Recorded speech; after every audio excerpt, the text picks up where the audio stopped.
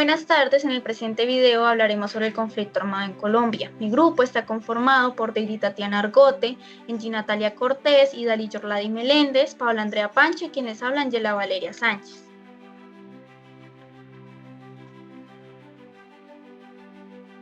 Inicialmente hablaremos sobre los antecedentes del conflicto armado. El conflicto armado en Colombia desde hace 60 años ha estado impulsado por la desigualdad social, por la distribución de la tierra, por la falta de espacios para la participación ciudadana, originando la violencia y conflictos. Es asimismo que con el tiempo factores como el narcotráfico y el narcoterrorismo han intensificado el conflicto, transformándolo y creando nuevos grupos políticos y armados, los cuales consideran la violencia como un medio para transformar la sociedad, alimentando una fractura social y política que persiste desde el siglo XIX. Así que en el siglo XIX, el Partido Conservador y el Partido Liberal eran protagonistas de diversos conflictos, los cuales se generaron por las divisiones ideológicas que tenían entre sí. Inicialmente tenemos que el Partido Conservador fue fundado en 1949. Este representaba a las clases altas de la sociedad y buscaba conservar la relación entre Estado y la Iglesia, mientras que el Partido Liberal fue fundado en 1948 y buscaba que la Iglesia y el Estado se separaran. Estas disputas entre estos partidos se evidenciaron a través de 54 guerras civiles. Estas dejaron miles de muertos y profundos daños colaterales en la sociedad. En este contexto histórico contribuyó al surgimiento de la violencia del periodo de 1948 al 1958, un periodo de intensas confrontaciones y desplazamientos. En 1946, Mariano Ospina Pérez asume la presidencia e intenta formar un gobierno de coalición para apaciguar las tensiones políticas, aunque no fue posible evitar la violencia. El 9 de abril de 1948 se presentó el asesinato del candidato a la presidencia liberal, Jorge Eliezer Gaitán, acontecimiento conocido como el Bogotazo, ya que afectó principalmente a la ciudad de Bogotá, pero también afectó al país, donde se evidenciaron muchas muertes, centenares de muertes.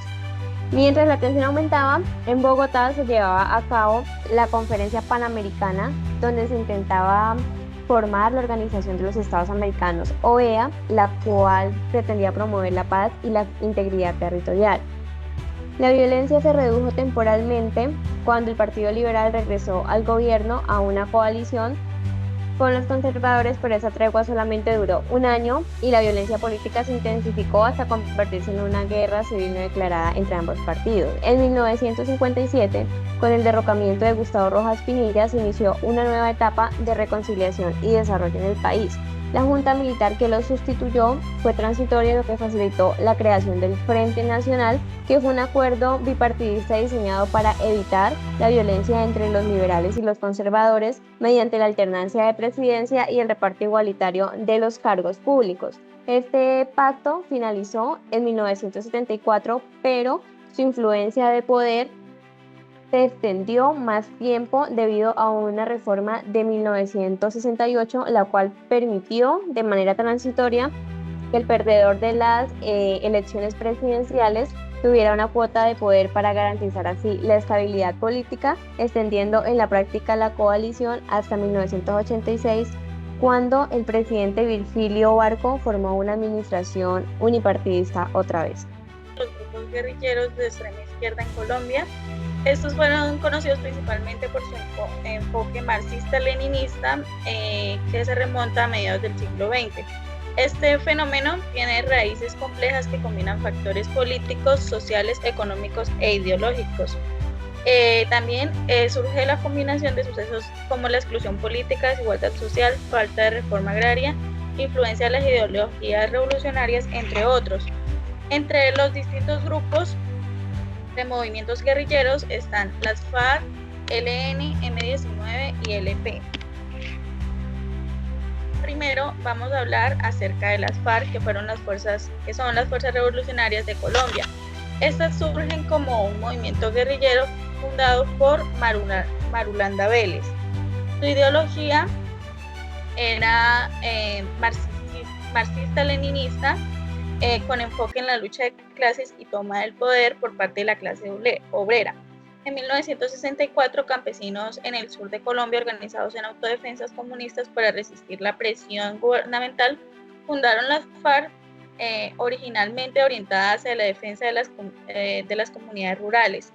Las FARC evolucionaron hacia un movimiento revolucionario que buscaba la toma del poder. Seguidamente está el Ejército de Liberación Nacional, fundada también en 1964 con una teología de la liberación y la Revolución Cubana con el apoyo del Partido Liberal Colombiano. Fue liderada por Fabio Vázquez Castaño y sacerdotes como Manuel Pérez y Camilo Torres. Camilo Torres fue un sacerdote católico y sociólogo. Importante también mencionar que el ELN combinó el marxismo con ideales cristianos de justicia social. Seguidamente hablamos del movimiento 19 de abril del M19, que fue surgido en 1970. El M19 tenía raíces urbanas y fue creado tras un supuesto fraude electoral que negó la presidencia al candidato Gustavo Rojas Pinilla.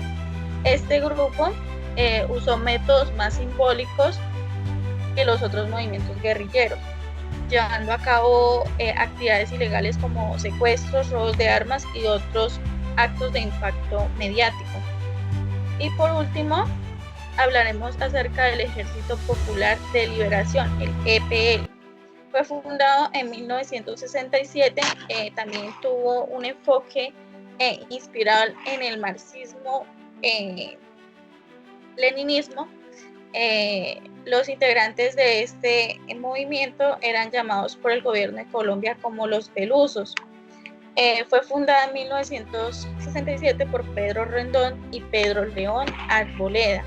Este grupo estaba afiliado al Partido Comunista Marxista-Leninista de Colombia. Bueno, continuando con el origen de los grupos armados de extrema derecha, paramilitarismo, surgieron alrededor de los años 1980 y 1990. Las causas fueron la violencia y el ataque de las guerrillas a las propiedades privadas, la incapacidad del Estado para garantizar la seguridad en áreas rurales aisladas y la expansión del narcotráfico.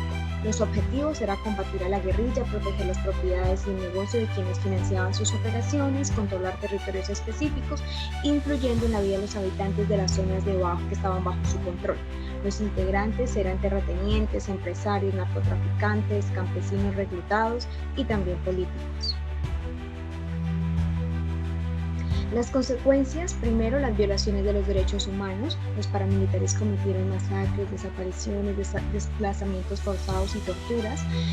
También con respecto al desplazamiento forzado, pues sus operaciones generaron el desplazamiento de millares de familias, despojando a los campesinos de sus tierras y aumentando la pobreza y la desigualdad en el país. Y también buscaban un control territorial, ya que estos grupos paramilitares lograron controlar vastos territorios imponiendo su ley y extorsionando a la población. Los paramilitares se financiaban a través de una gran variedad de fuentes, entre ellos pues el narcotráfico se convirtió en la principal fuente de financiación para estos, ya que se involucraron directamente en la producción y distribución de cocaína, la extorsión, ya que imponían impuestos a pequeños negocios, empresas agrícolas, comerciantes a cambio de protección contra la guerrilla, y también se financiaban a través de ganaderos y terratenientes, ya que estos pues los financiaban a los paramilitares para que los protegieran de guerrillas y les permitieran mantener el control en sus tierras. Según las cifras que ha presentado la Comisión de la Verdad, estos cometieron alrededor de 205.028 homicidios, 9.538 secuestros y 63.029 desapariciones forzadas. Bueno, ya para finalizar, toda esta violencia y conflictos han dejado una huella imborrable en la sociedad colombiana. Y es en este contexto que la búsqueda de la paz para superar estos conflictos se convierte en una necesidad imperiosa y un camino hacia la sanación y a la reconstrucción. ya que la paz no es solo la ausencia de guerra, sino la construcción de un futuro donde la justicia social, la equidad y la participación ciudadana sean pilares fundamentales. Es por esto que desde la década de 1980 diferentes gobiernos han intentado poner fin al conflicto armado, el cual pues ha azotado al país. Uno de los primeros intentos que se dieron fue durante el gobierno de Belisario Betancourt, donde se decretó la amnistía para la desmovilización de miembros de grupos guerrilleros. Sin embargo, la falta de garantías y nuevos ataques a la población civil pues llevaron al fracaso de estas negociaciones. Años después se volvieron a realizar intentos de diálogo con las FARC, pero no se obtuvieron resultados concretos. Para el gobierno ya de Álvaro Uribe se implementó una estrategia militar para combatir las FARC, se desmovilizaron las Autodefensas Unidas de Colombia, pero se continuó con la violencia y se registraron graves violaciones a los derechos humanos.